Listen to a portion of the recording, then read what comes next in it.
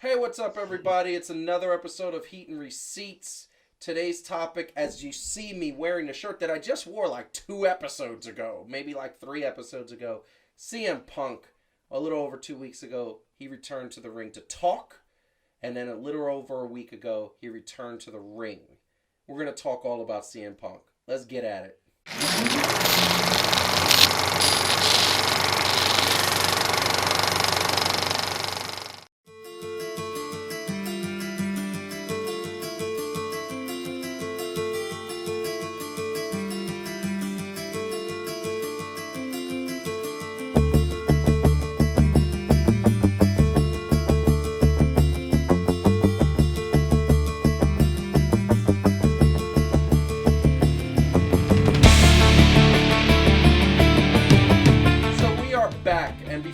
Further, hit that like button and subscribe to the channel. We want to talk about CM Punk, and as always, Heat and Receipts is at Heat and Receipts on Instagram, Twitter, and Facebook. Follow us there. We're gonna have so many episodes, but today is gonna be an AEW heavy show, part 1 of 2, because the next episode we are talking about All Out, which was an amazing pay-per-view. I think the panel agrees. I'm gonna ask them first, and this is a simple episode, guys. Like, I'm just normally I go into this long soliloquy and kind of introduce it. We have a very simple topic. CM Punk came back. He got in the ring. He spoke. He was great on the mic. What did everybody think about first his promos, because he had so many promos leading up to the match, and then we're gonna go into what did we think about the match itself. But first, we're going to talk about what we thought about his promos. And I'm going to start off with Heidi first, because this is the thing. This is the cool thing. You never got to watch CM Punk when he did the pipe bomb. You didn't see that. And you knew CM Punk through me telling you over and over and over, like, CM Punk is one of the greatest on mic. Well, and I had watched things, like, and you had watched past, things, but, yes, but you didn't experience it live. Right. When that. So the crowd's going CM Punk, chills. Like, I felt like we were in the arena. We were not together at the time, but I was watching it live because I had to. But when you saw it, what was your first thoughts when he came out, the promo and everything? Give us your, and I mean this as a compliment, give us your noob perspective. I really liked how they did it, and we talked a lot. When we knew this was coming, we talked a lot. And like everybody else, I'm excited to someday soon see the slightly more malicious version of CM Punk that we know it is that he's capable of being. But I think it was actually really smart to bring him back in this sort of face, as a face, to just allow the fans to, like, bathe him in love and allow Phil, the guy, to just enjoy the love, right? Like, his joy has been so genuine, and it's been so really great to see. I mean, obviously we saw the famous shot of the crying fan, but I mean, it was wonderful to see that warmth and that excitement, and, like, people just so happy, and him be so happy. So I love that. I love that they actually let him come in as a face so that he could just enjoy it, right? Yeah. And I thought that was really touching. I didn't love, but then I loved, and we can talk about that, in the promo, that last promo he cut where he was sort of doing the self-doubt thing, like, is CM Punk still the best in the world? Do I really have it? I didn't love that, but then how I saw how they used that in the match to make it for a second, and again, AEW does this better than anybody, to make you think for a second, oh my God, are they going to let Darby Allin win this? Yes. And you really didn't know. And, like, a match, and AEW does this all the time, and we'll talk about it, I know, in part 2, but that ability they have when you are 100% sure going into it that you know what's going to happen, and yet they still make you genuinely doubt yourself. Yes. Like, did I get this wrong? And so I appreciated afterwards how they had set that up so beautifully for that match, so that you really did have that moment.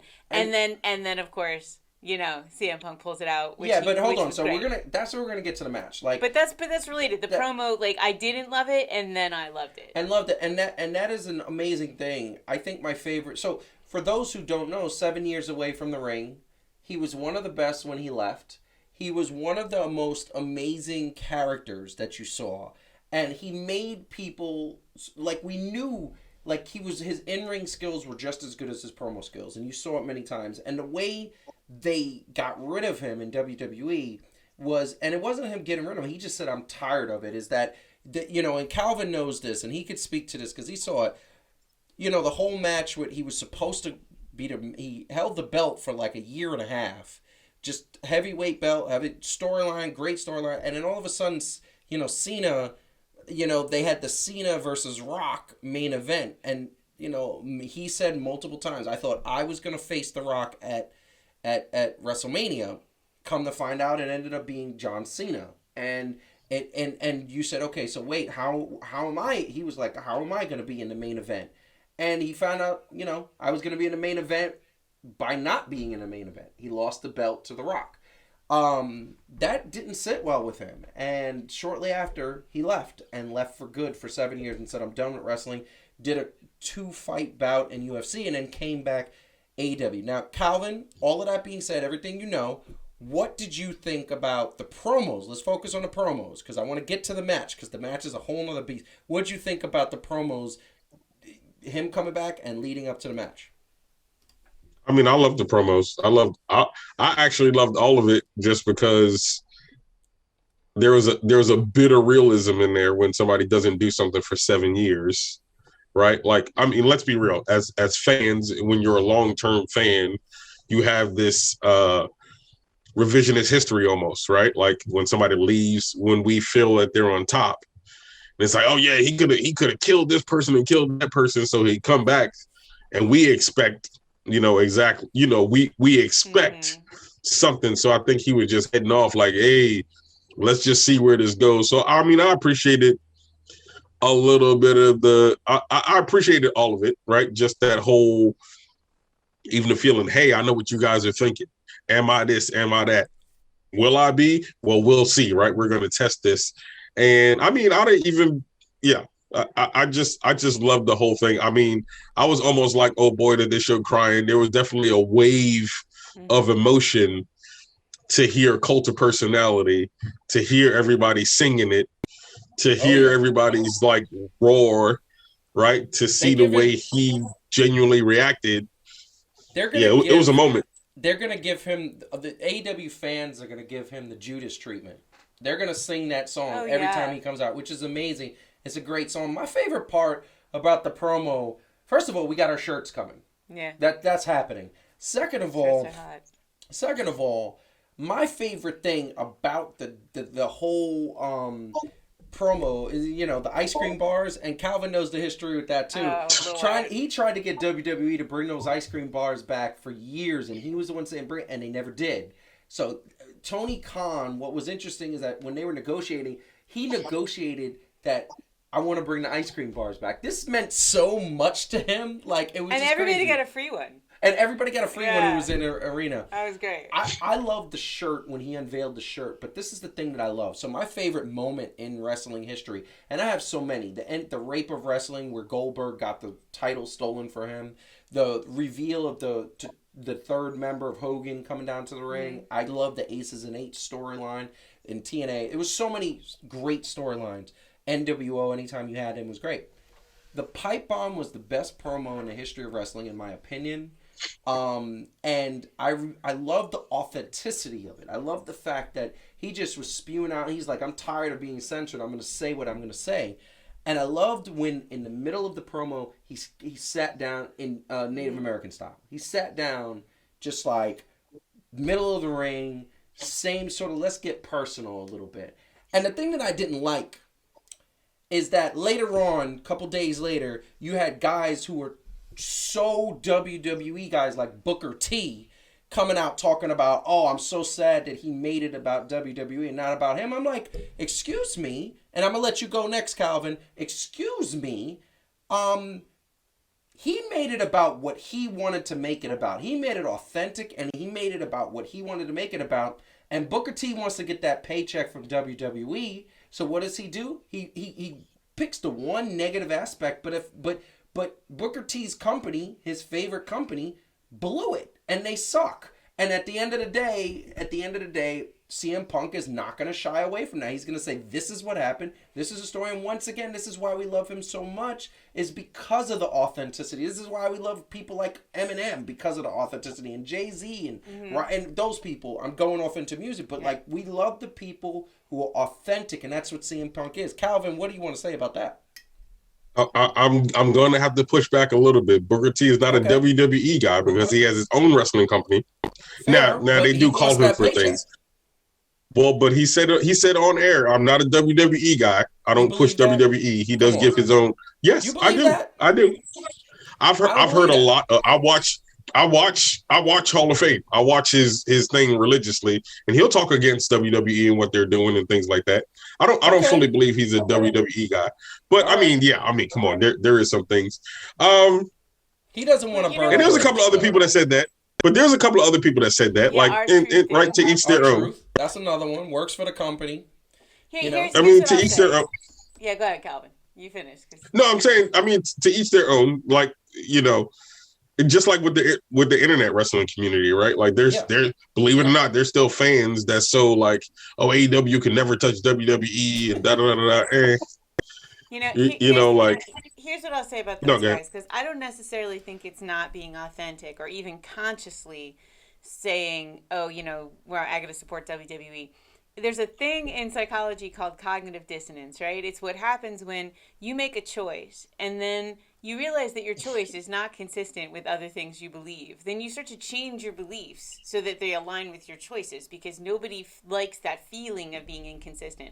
You have guys like Booker T and R-Truth and other people who have at different times been treated terribly by WWE, like CM Punk, and they made the choice to stay. They made the choice to not walk away. Because that paycheck is nice. Well, for lots of reasons, right? In fairness, like for lots of reasons, they made the choice to stay, and then you got to live with that choice. And part of how you live with it is you tell yourself it's not so bad. You tell yourself things. Well, let's look at the good things, and it's like you build up a wall of beliefs that defend the choice you made. And I think for those guys, it's less, I'm going to, try to kiss WWE's butt, or I'm going to try to agree with them because I have to, but more like I've built up defenses my whole life that kept me in this company, even though I saw people treated poorly, even though I was treated poorly. And now I'm kind of like, I've brainwashed myself so that I don't feel that tension, right? Yeah. And that is an interesting perspective, because that makes sense. Like, why else would you want to stay? Why else would you want to be there? Now, I'm going to switch it over, because now we got to get into the match. And this is the bottom line. The promos were great. He's a whiz on the mic. But everybody, I didn't know what to expect. And that was the thing that was. The match happened at All Out. Like I said, we are going to hit on All Out in part 2 of this episode, which is going to post in the next couple of days. Once again, before we go into the match, hit the like button, subscribe to the channel, and follow us at Heat and Receipts on Instagram, Twitter, and Facebook. But this is what I'm going to say. The match was interesting because he's fighting Darby Allin, one of the quickest guys, one of the most durable guys, one of the toughest guys, and arguably one of AEW's best. And they started him off at the top. Now, I'm going to just kind of transition here. And I'm going to let Calvin go to this one. Mm-hmm. He has this match, and we talked about it, Heidi, like how CM Punk at first looked a little slow. He looked like he was getting the rust out and the kinks out. He's been training with Aleister Black for the last couple of weeks, and they've been training. That's his training partner. He was actually in an octagon ring training. They both martial arts backgrounds. And so the ring rust was evident because he hadn't had a match. But that match started off slowly. Was there ever a point, Calvin, and I want to get a quick answer for this, then I want you to get your opinion about what you thought about the match. Yes or no? Was there ever a point where you thought maybe he had lost a step? No. Okay. Cool. Heidi?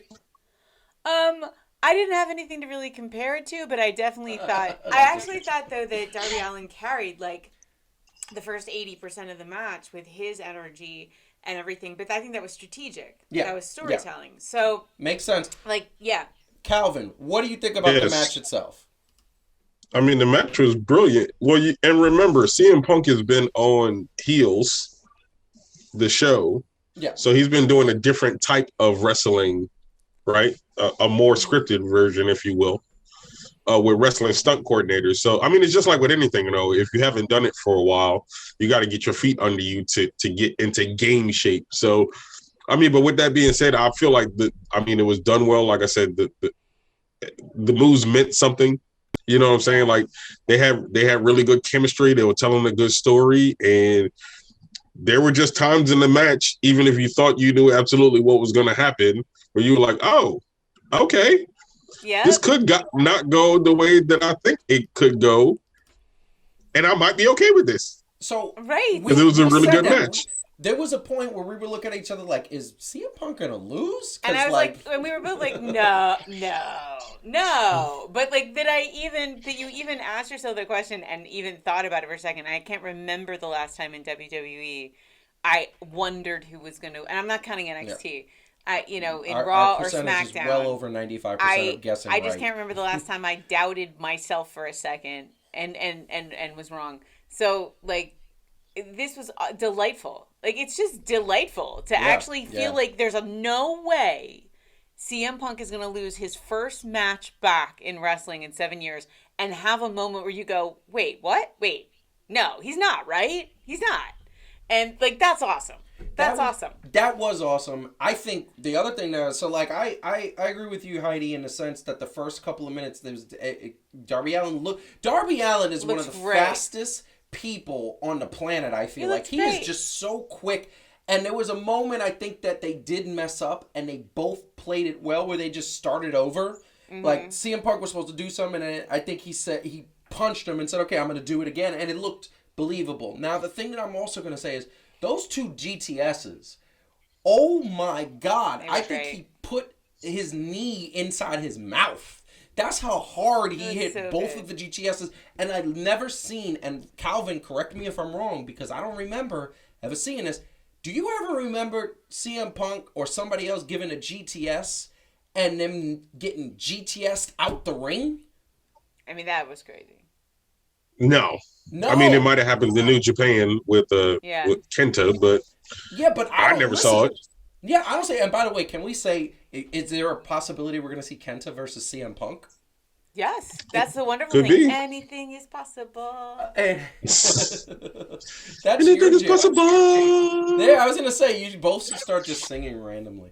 I think that the most exciting, the coolest thing is that once he got warmed up, you said it was the moment where you saw CM Punk, who he was. And we don't know going forward what he is going to be. Is he going to be a face? Because he's a face now. Is he going to be a face, or is he going to turn back into the heel we know and love? It was such a great CM Punk moment when he faked him out with the coffin drop and he sat up and just chuckled. Yes. Like, that was such a great CM Punk moment. I was like, oh, he's back. He's back. That's awesome. There were so many times where I looked at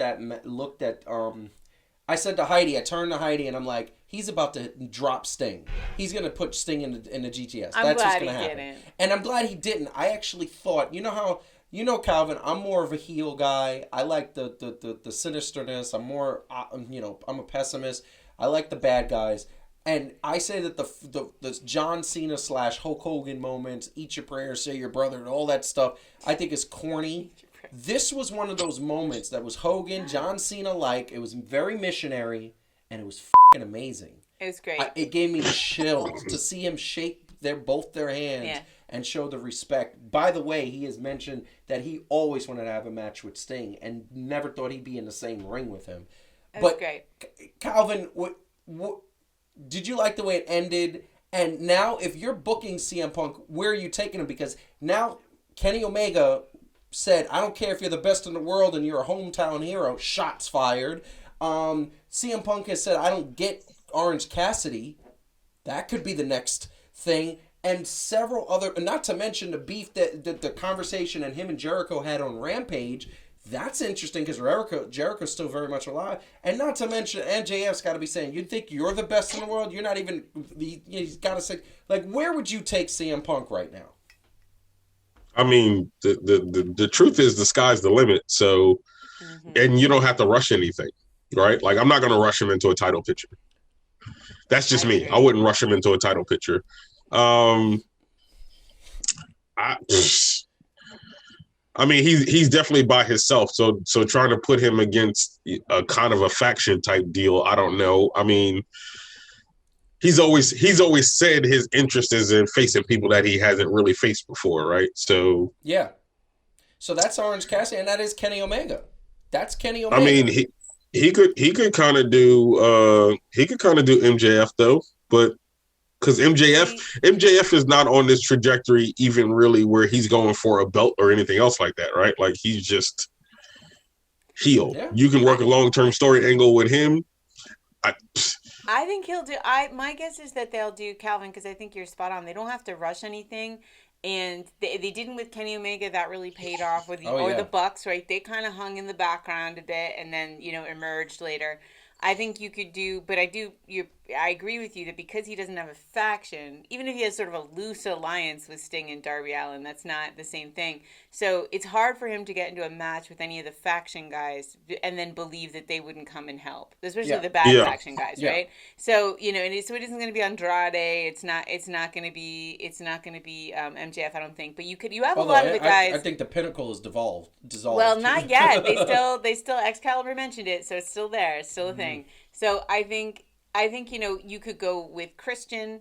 You could go with Moxley, right? You could go with a lot of the guys who are kind of lone dogs and who would you could do that thing like CM Punk just wanting really good fights, right? So you could go one by one to a whole bunch of these dudes where you go like, I just want the good match, and then let him turn into more of a heel later and then go after some of the titles. I think that could be interesting. Go after Daniel Bryan if Daniel Bryan gets it, right? So I think there's some interesting things there. I think there is, and I think if it were me booking, I'm going to say this really quick because we do have to get out of here. Yeah. We're running out of time, but I will say that here's the thing I loved about this. He's still as good as he ever was. They have a diamond in the rough that is just ready to have fun. And they have so many fantasy matchups. We're going to talk about All Out next, but I think the only one right now who has better fantasy matchups is what's his name? Bebe. Your dude. Adam Cole, Bebe. Adam Cole, because he's just got such deep storyline with everybody there. This is what I will say. If I was booking CM Punk, I would book him against all the top stars. Jungle Boy and I wouldn't do Jungle Boy because it seems that Daniel Bryan and Jungle Boy and all of them are sort of there with each other, aligned. But I wouldn't mind seeing Orange Cassidy, and I certainly wouldn't mind seeing him and Kenny Omega after Kenny Omega loses that belt, because that would be an interesting you're so good, neither one of you need the belt to validate this match. But that being said, there are so many other people. We're not even talking about the fact that maybe he wants to go after. Maybe Miro wants to come after him. Maybe there's just so many people that are there. It's just amazing. And honestly, I want to see him and Jericho because they had that match and it was a long time ago. Mm-hmm. But they're both best in the world at what they do and best in the world. That's and I think AEW is going to do it better, and that's the bottom line. I think that CM Punk is unbelievable, and here's the bottom line. The ratings have increased. They're over 1 million 3 straight weeks, and that is the bottom line. They are making money. Ratings are increasing, and I think CM Punk is a big reason why, because his fan following is ridiculous. It's ridiculous. But that being said, we're gonna get out of here. Calvin, say something to the people. Hey, I got something for the people. Y'all keep on loving wrestling the way you do, and we gonna keep on reporting it the way that we do. All right. So you see what I did there? Fan to fan. Mm-hmm. No doubt, and not biased because we say our opinions. Heidi, what do you want to say to I'm biased. It's clobbering time. Really? You gotta say that with more conviction. Nice catchphrase. I can't do it right. No, it's an exciting look. I say all the time it's an exciting time to be a wrestling fan, but it couldn't possibly be more exciting than it is right now. And I feel so privileged that I have gotten to see CM Punk wrestle.